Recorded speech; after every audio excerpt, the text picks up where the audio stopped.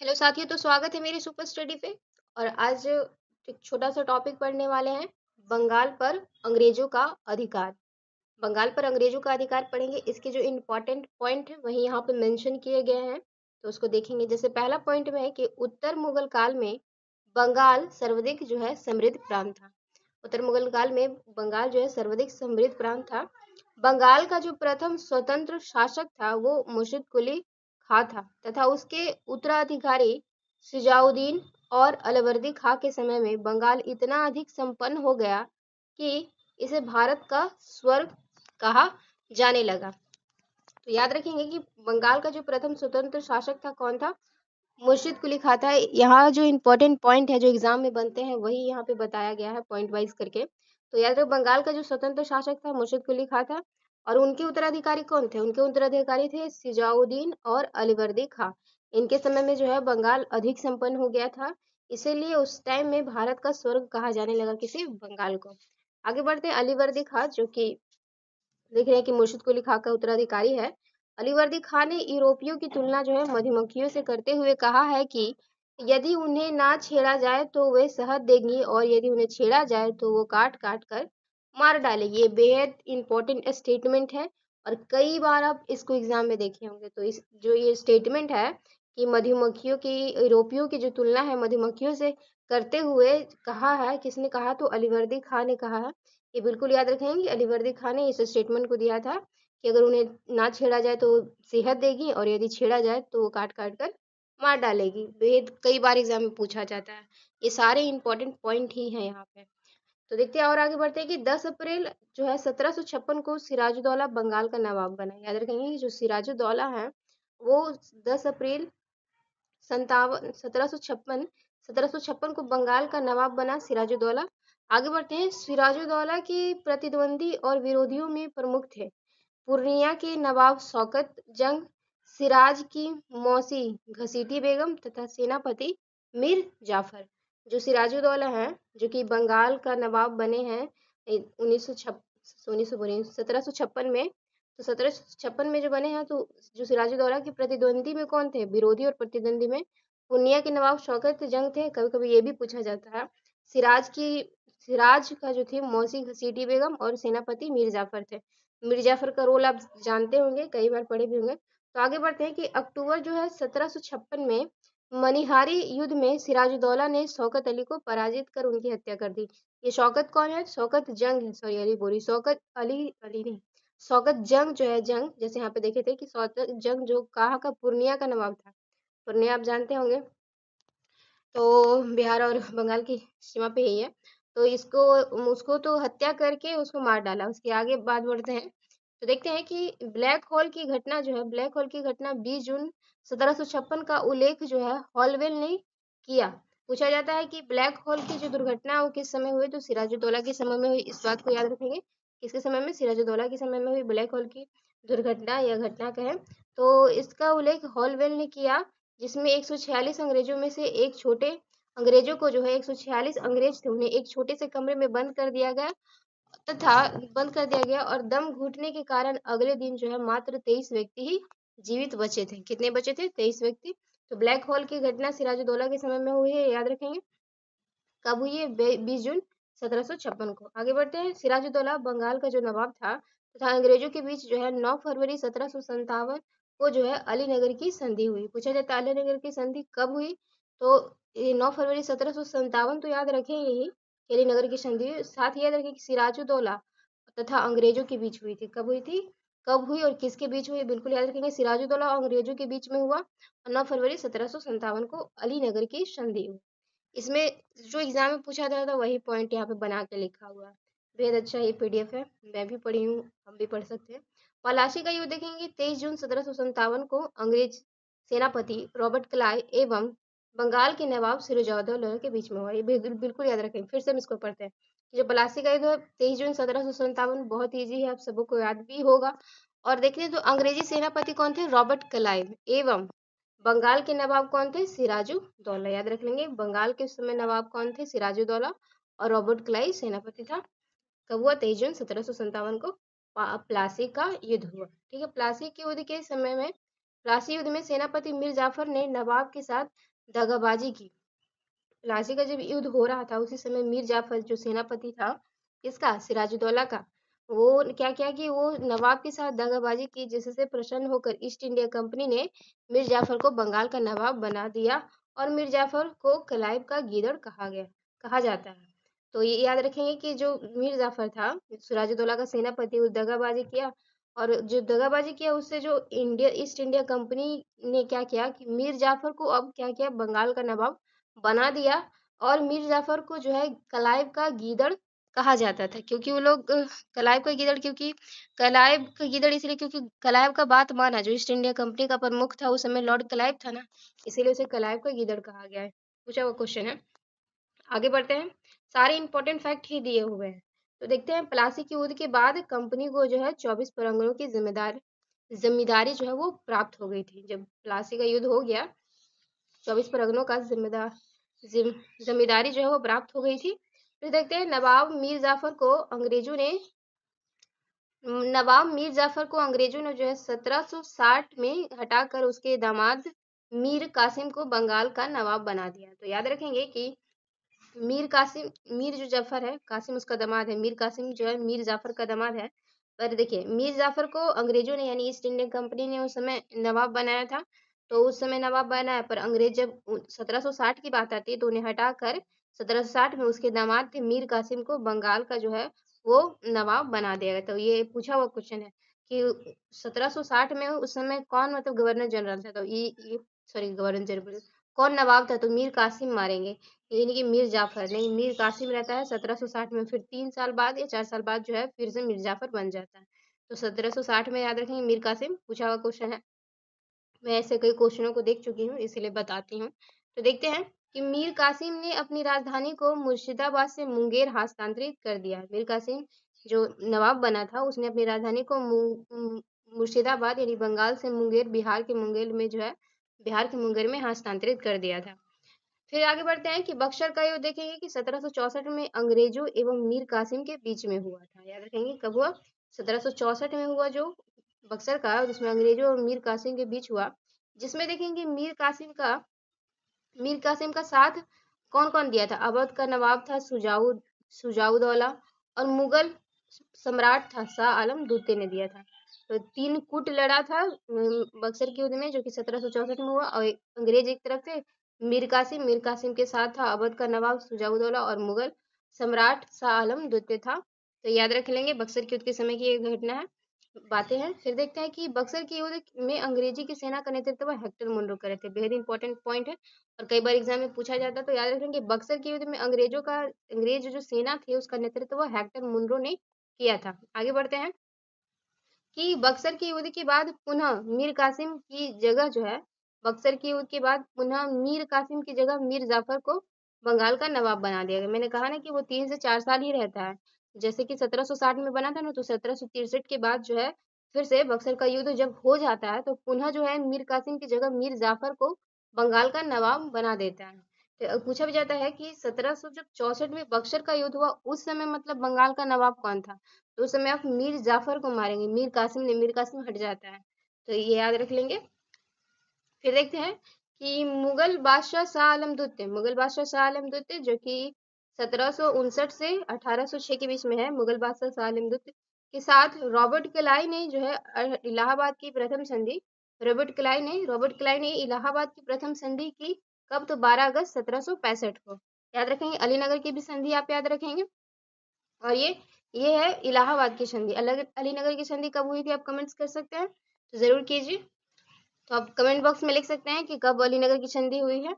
पर फिलहाल हम यहाँ याद रखते हैं कि मुगल बादशाह शाह आलम द्वितीय के साथ रॉबर्ट क्लाइव ने इलाहाबाद का प्रथम संधि किया 12 अगस्त 1765 को। ठीक है, रॉबर्ट क्लाइव ने जुलाई 1765 में अवध के नवाब सिजाउदौला के साथ इलाहाबाद की संधि की। तो ये याद हो जाएगा, इलाहाबाद की संधि के कौन कौन थे उस समय, रॉबर्ट क्लाइव थे, जुलाई 1765 में हुआ, और उस समय अवध के नवाब सुजाउदौला के साथ भी इलाहाबाद की संधि की गई थी। और रुकिए थोड़ा सा और समझते हैं इसको, कहीं कंफ्यूजन ना हो जाए। जैसे कि मुगल बादशाह शाह आलम द्वितीय के साथ रॉबर्ट क्लाइव ने इलाहाबाद की प्रथम संधि की, कब की, तो 15 अगस्त 1765 को की। फिर देखते हैं कि रॉबर्ट क्लाइव ने जुलाई जो है यानी कि इससे जुलाई 1765 में अवध के नवाब शुजाउद्दौला के साथ भी इलाहाबाद की संधि की। तो याद रखेंगे इसको। फिर देखते हैं कि मीर मीर जो है नवाब मीर जाफर की मृत्यु जो है वो कब हो गई? 5 जनवरी 1765 को जो है मीर जाफर की मृत्यु होगी। नवाब मीर जाफर की मृत्यु होगी 1765 में, वो मर गया। फिर आगे देखते हैं कि के.एम. पनिकर के अनुसार प्लासी का युद्ध एक सौदा था। किसके अनुसार याद रखेंगे? के.एम. पनिकर के अनुसार प्लासी का युद्ध एक सौदा था, याद रख लेंगे। फिर देखते हैं अंग्रेजों का संरक्षण प्राप्त बंगाल का प्रथम नवाब कौन था? तो निज़ामुद्दौला था। जो अंग्रेजों से संरक्षण प्राप्त किया हुआ अगर बंगाल का आपको प्रथम नवाब पूछा जाए तो निज़ामुद्दौला आंसर करेंगे। फिर देखते हैं कि 1765 से 72 के मध्य में बंगाल में द्वैध शासन की व्यवस्था की शुरुआत हुई, जिसके जनक जो है लियोन्स कासिन्स थे। याद रख लेंगे कि 1765 से 72 के बीच में जो है मध्य में बंगाल में द्वैध शासन की स्थापना की शुरुआत हो गई, जिसके जनक लियोन कासिन्स थे। आगे बढ़ते हैं कि इलाहाबाद की संधि के तहत क्या बोलते बादशाह शाह आलम के व्यक्तिगत खर्चे के लिए जो है 26 लाख रुपए वार्षिक पेंशन दी गई। कब इलाहाबाद की संधि के तहत ये तय हुआ था कि जो बादशाह शाह आलम थे उनको 26 लाख जो है वार्षिक पेंशन दिया जाएगा। ये कुछ नवाब है और उनकी ये है तो उसको देख ही लेते हैं, क्यों छोड़ेंगे, एक बार नजर में देख लेते हैं। जैसे मुर्शिद कुली खां जो पहला नवाब था बंगाल का, वो मतलब कि 1713 से 27 के बीच में रहा। फिर आ जाए सुजाउद्दौला जो कि 1727 से 1739 के बीच में रहा। फिर है सरफराज खां जो कि 1 साल रहा 39 से 40। फिर अलीवर्दी खां जो कि 40 से 56 तक रहा। फिर देखते हैं अलीवर्दी खां के बाद और फिर सिराजुद्दौला जो कि 1756 से 57 रहा। मीर जाफर देख लेते हैं, तो मीर जाफर जो है 1757 से 60 रहा। और देखिए मीर कासिम के बारे में बता दिया कि 1760 से 63 के बीच में रहा है। आगे बढ़ते हैं, कासिम के बाद आता है मीर जाफर जो कि 1763 से 65 रहा। फिर निजामुद्दौला आता है 65 से 70। सिफुद्दीन आता है 66। ये सब इतना इंपॉर्टेंट नहीं है पर ये सब याद रख लेंगे। आगे बढ़ते हैं, तो आगे बढ़ते हुए अब हम आंग्ल मैसूर संघर्ष को भी देख लेंगे लगे हाथ, क्योंकि हम लोग बंगाल पे अंग्रेजों का शासन देख चुके हैं, तो ये इसको भी हम लोग पढ़ ही लेते हैं, इम्पोर्टेंट है एग्जाम के लिए।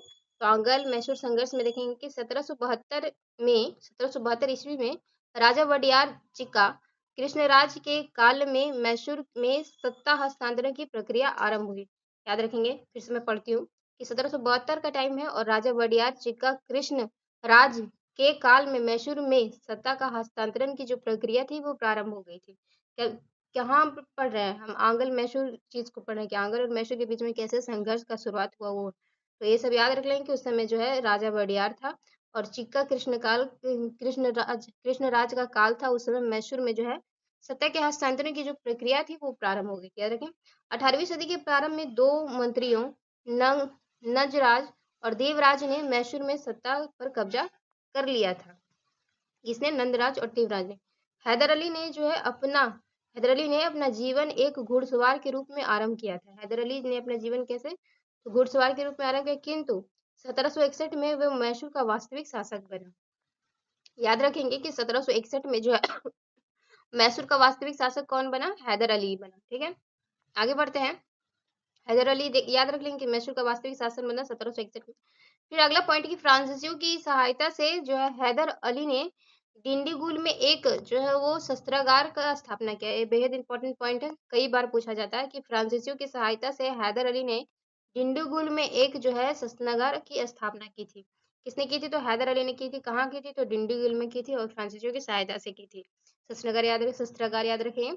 हैदर अली ने जो है धर्मनिरपेक्ष दृष्टिकोण वाला शासक था। हैदर अली कैसा था?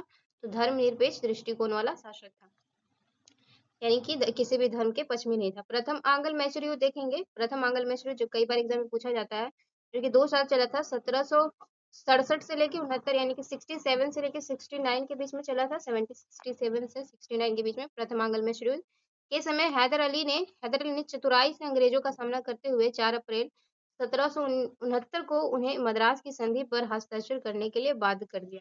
तो इससे हम याद क्या रख लेंगे कि जो प्रथम आंग्ल मैसूर युद्ध हुआ है वो हैदर अली और अंग्रेजों के मध्य में हुआ, ये याद रख लेंगे। और 69 में उसकी समाप्ति हुई। समाप्ति कैसे होती है? तो मद्रास की हाँ, मद्रास की संधि से पूछा जाता है कि किस संधि से प्रथम आंग्ल मैसूर युद्ध की समाप्ति हुई, तो मद्रास की संधि से। ठीक है, मद्रास की संधि से ये याद रखेंगे। यहाँ पे तो ये लिखा हुआ है कि मद्रास की संधि पर हस्ताक्षर करने के लिए बात किया। वही बात है कि याद रख लेंगे, जो प्रथम आंग्ल मैसूर समाप्त हुआ है मद्रास की संधि से समाप्त हुआ है।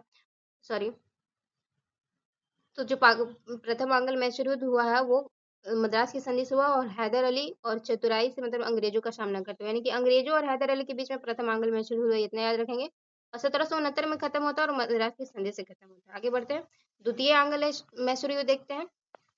तो देखते हैं कि द्वितीय आंग्ल मैसूर युद्ध जो है, द्वितीय आंग्ल मैसूर युद्ध के समय में हैदर अली ने ब्रिटिश कंपनी के विरुद्ध निजाम एवं मराठों से मिलकर संयुक्त मोर्चा तैयार किया। इस दौरान हैदर अली ने अंग्रेज करबन बेली को हराकर कर्नाटका की राजधानी जो है अर्काट पर अधिकार कर लिया। कहने का मतलब ये है कि जब द्वितीय आंग्ल मैसूर युद्ध होता है, उस समय द्वितीय आंग्ल मैसूर युद्ध जब होता है, तो उस समय क्या करता है कि हैदर अली जो है वो ब्रिटिश कंपनी के विरुद्ध, जो है ब्रिटिश कंपनी के विरुद्ध निजाम तथा मराठों से मिलकर एक संयुक्त मोर्चा तैयार करता है। यानी कि हैदर अली के साथ अब कौन है, निजाम और मराठे हैं, वो मिलकर मोर्चा कर रहे हैं। इस दौरान क्या होता है कि इस दौरान हैदर अली ने अंग्रेजों के कर्नल बेली को हराकर कर्नाटका की राजधानी अर्काट पर अधिकार कर लिया। ये बिल्कुल याद रखेंगे कि द्वितीय आंग्ल मैसूर युद्ध के समय में अंग्रेजों का जो था वो कर्नल बेली को हराया गया था। कई बार क्वेश्चन पूछा हुआ है, ये इंटरनल क्वेश्चन है, कई नहीं पॉइंट करते पर आप पॉइंट करेंगे। कर्नल बेली को हराया गया था और राजधानी जो थी कर्नाटका की अर्काट पर जो है वो नियंत्रण किया गया था। चलिए ये इसको भी देख लेते हैं, ये दिया हुआ पूरा चार्ट। तो देखिए आंग्ल मैसूर युद्ध में जैसे कि प्रथम आंग्ल मैसूर युद्ध हुआ है 67 से 69, प्रथम आंग्ल मैसूर युद्ध मद्रास की संधि। दूसरा हुआ जो 80 से 84 हुआ, 1780 से 84 वारिंग हेस्टिंग के समय में। और द्वितीय आंग्ल मैसूर युद्ध हुआ और मंगलूर की संधि हुई है। इसकी संधि हुई, मंगलूर की संधि हुई, वारिंग हेस्टिंग। देखिए द्वितीय आंग्ल मैसूर युद्ध, मंगलूर की संधि। मंगलूर मतलब समझिए कि एक बंदर है, बार बार आ जाता है, तो उसको मतलब वारंटी देना पड़ता है कि देखो तुम इस बार आए ना तो तुमको बहुत दिक्कत होगा। तो मंगलूर की संधि, वेरेन हेस्टिंग, द्वितीय आंग्ल मैसूर युद्ध। आगे बढ़ते हैं, कॉर्नवालिस इस समय है जो कि 1790 से 92, 2 साल तृतीय आंग्ल मैसूर युद्ध हुआ कॉर्नवालिस, और श्रीरंगपट्टनम की संधि हुई है। कौन सी संधि हुई, श्रीरंगपट्टनम की संधि हुई। और ये कौन सा युद्ध है, तीसरा युद्ध है। क्या है, तीसरा युद्ध है। ऐसे में कौन है, कार्नवालिस है। तो देखिए कार्नवालिस को जो है वो सिविल सेवा का जनक कहा जाता है, आप जानते होंगे। तो सिविल में कितने अक्षर है, 3 अक्षर हैं। सिविल में कितने अक्षर होते हैं, तो 3 अक्षर होते हैं। तो इसे याद रख लेंगे कि जो तीसरा आंग्ल मैसूर युद्ध उस समय कार्नवालिस जो है वो मतलब जनरल रहे हैं, तो ये याद रख लेंगे। कार्नवालिस तृतीय आंग्ल मैसूर युद्ध और श्रीरंगपट्टनम की संधि, श्रीरंगपट्टनम की संधि याद रख लेंगे। मैं कुछ ज्यादा ही उड़ा देती हूँ इसलिए ऐसा हो जाता है। तो श्रीरंगपट्टनम की संधि याद रख लेंगे, तृतीय आंग्ल मैसूर। और जो लास्ट है 1799 में हुआ, जिस समय जनरल जो है लॉर्ड वेलीजली है, वो चतुर्थ आंग्ल मैसूर युद्ध के समय में हुआ। तो लॉर्ड वेलीजली 1799 में जब चतुर्थ हो गया, सब कुछ जल गया, तो इसे याद रखेंगे, लॉर्ड वेलीजली। आगे बढ़ते हैं, देखते हैं कि द्वितीय जो है आंग्ल मैसूर युद्ध के समय ही जो है 7 दिसंबर 1782 को हैदर अली की मृत्यु हो गई। कई बार क्वेश्चन पूछा हुआ है कि 1782 में हैदर अली की मृत्यु हो गई है, और किस समय, तो द्वितीय आंग्ल मैसूर युद्ध के समय में। आगे बढ़ते हैं, तृतीय आंग्ल मैसूर युद्ध की बात करते हैं। तो तृतीय जो आंग्ल, अभी द्वितीय चल रहा है, द्वितीय आंग्ल मैसूर युद्ध जो है कब हुआ है, तो 1780 से 84, यानी 4 साल के समय में बंगाल का गवर्नर जनरल वारिंग हेस्टिंग था। तो हम लोग अभी देखे थे वारिंग हेस्टिंग को, जो द्वितीय आंग्ल मैसूर युद्ध के समय में था, और बंगाल का गवर्नर जनरल वारिंग हेस्टिंग था, याद रख लेंगे। आगे बढ़ते हैं कि हैदर अली के बाद उसका पुत्र था टीपू सुल्तान, जो है वो मैसूर का शासक बना था। हैदर अली के बाद उसका पुत्र टीपू सुल्तान मैसूर का शासक बना। टीपू ने बादशाह की उपाधि धारण की, और उसने जो है 1796 में नौसेना बोर्ड का गठन किया। याद रखिए टीपू ने नौसेना बोर्ड का भी गठन किया। आगे बढ़ते हैं, टीपू प्रथम भारतीय शासक था जिसने अपनी प्रशासनिक व्यवस्था को पाश्चात्य प्रशासनिक व्यवस्था का मिश्रण किया। कहने का मतलब कि टीपू जो है भारतीय भारतीय शासक था, प्रथम भारतीय शासक जिसने जो अपनी प्रशासन जो व्यवस्था होती है उसको पाश्चात्य पश्चिमी जो उस प्रशासनिक व्यवस्था के साथ मिश्रण किया था, प्रशासनिक व्यवस्था के साथ मिश्रण किया था। टीपू द्वारा जारी की गई सिक्कों पर जो है टीपू ने जो है वो सिक्के भी जारी किए थे, तो हिंदू देवी देवताओं के चित्र एवं हिंदू संबंध की आकृतियां अंकित थी। तो याद रखेंगे टीपू द्वारा जो सिक्के जारी किए गए उसमें हिंदू देवताओं की आकृतियां थी। ये इस फिर देखते हैं कि टीपू सुल्तान ने 1787 में अपनी राजधानी श्रीरंगपट्टनम में फ्रांस एवं मैसूर की मैत्री का प्रतीक स्वतंत्रता का विष लगाया और फ्रांसीसी क्रांति से प्रभावित होकर जैकोबिन क्लब का सदस्य बन गया। तो इस बात को याद रखेंगे कि जैकोबिन जो क्लब है उसका सदस्य कौन बना था, तो टीपू सुल्तान। ठीक, फिर देखते हैं कि टीपू ने जो है अपनी राजधानी श्रीरंगपट्टनम में फ्रांस एवं मैसूर की मैत्री का प्रतीक स्वतंत्रता का बीज लगाया था। ये सबसे क्वेश्चन बनता है, इसलिए पूछ रही हूँ, बता रही हूँ। फ्रांसीसी क्रांति से प्रभावित होकर उन्होंने जैकोबिन क्लब का सदस्य बना था। कौन, तो टीपू सुल्तान। आगे बढ़ते हैं। टीपू ने 1796 में आधुनिक नौसेना खड़ी करने की कोशिश की तथा जहाजों के नमूने तैयार किए। तो याद रख लेंगे कि टीपू ने जहाजों के नमूने भी स्वयं तैयार किए हैं और नौसेना खड़ी करने की कोशिश भी की है टीपू ने। आगे चलते हैं। टीपू ने मंगलोर, वजीदाबाद, मुलीदाबाद में पोत बनाने के घाट बनाए हैं। टीपू ने आधुनिक कैलेंडर की शुरुआत की है। टीपू ने आधुनिक कैलेंडर की शुरुआत की है। और देखते हैं, टीपू ने जो है बोला है कि मैं अंग्रेजों के स्थल साधनों को तो समाप्त कर सकता हूँ, परंतु समुद्र को तो नहीं सुखा सकता।